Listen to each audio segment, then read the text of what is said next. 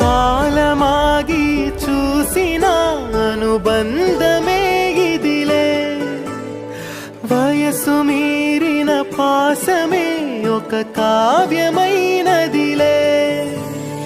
రేపలా ఎప్పుడు కంటి పాపగ కాచులే, రేపునా మాపునా చంటి పాపగ చూచులే.